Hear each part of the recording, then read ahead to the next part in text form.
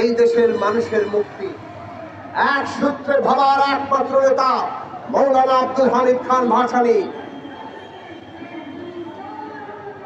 এবং যা সংগ্রামের ইতিহাস তৈরি করেছেন নিজের এই দীর্ঘ জীবনে, এই দেশের মানুষের মুক্তির সংগ্রামে।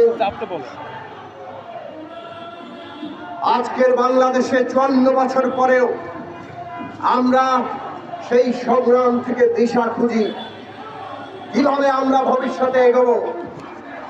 বিশেষভাবে 2024 সালে আমাদের ছাত্র শ্রমিক জনতা যখন আরেকবার রক্ত দিয়ে এই দেশে ফ্যাসিস্ট সরকারকে ক্ষমতা থেকে উৎখাত করে, ভারতের দালাল একটি সরকারকে উৎখাত করে নতুন করে আবার তার মর্যাদায় অধিষ্ঠিত করেছেন, নতুন করে বাংলাদেশের যাত্রা। আপনারা প্রেক্ষাপট শুনেছেন, পাকিস্তান আমলেই এই ফরাকটা তারা বাদ দেওয়ার তৎপরতা শুরু করে, কিন্তু পাকিস্তান সরকারের বিরোধিতার কারণে সেটা তারা গোপনে কাজ চালিয়ে যায়। বাংলাদেশ একটি রাষ্ট্র হিসেবে প্রতিষ্ঠার পরে তারা এটা চালু করতে পারেনি, কিন্তু প্রতারণামূলক ভাবে পরীক্ষামূলক চালুর কথা বলে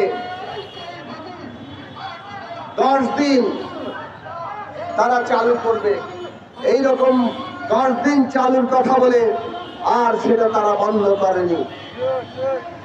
1975 সালের 21শে মে তারা এটা চালু করে, কথা ছিল 11 থেকে 21শে মে পর্যন্ত চালু করবে পরীক্ষামূলক ভাবে। মৌলানা ভাসানী 76 সালে এসে অসুস্থতা থেকে উঠে বললেন, যদি ভারত ফারাক্কা বাঁধ এই প্রকল্প বাতিল না করে তাহলে তিনি লং মার্চ করবেন। এপ্রিলে ঘোষণা দিয়ে 16 মে 1976 সাল তিনি লং মার্চ সংগঠিত করেছেন।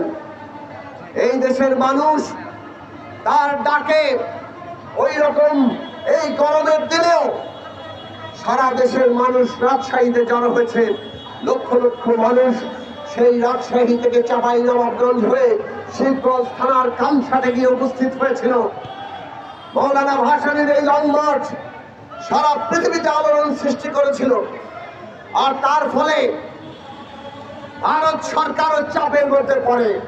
প্রেসিডেন্ট জিয়াউর রহমান তখন দেশের শাসক, তিনি তখন ভারতের সাথে যে চুক্তি করেছিলেন সেই চুক্তিতে বাংলাদেশের কিছুটা স্বার্থ রক্ষিত হয়েছিল।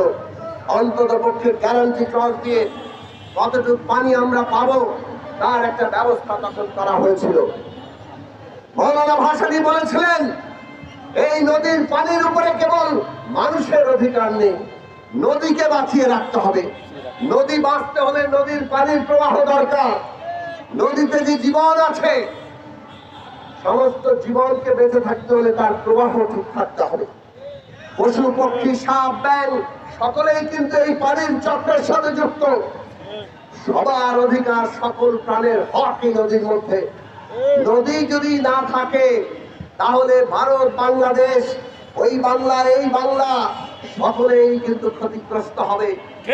আজকে আমরা দেখি ওরা আমাদেরকে ক্ষতিগ্রস্ত করেছে, কিন্তু ভারত সরকার আজকে তাদের নিজের দেশে দেখলে ওই মালদহ, মুর্শিদাবাদ জলাবদ্ধতায় আক্রান্ত।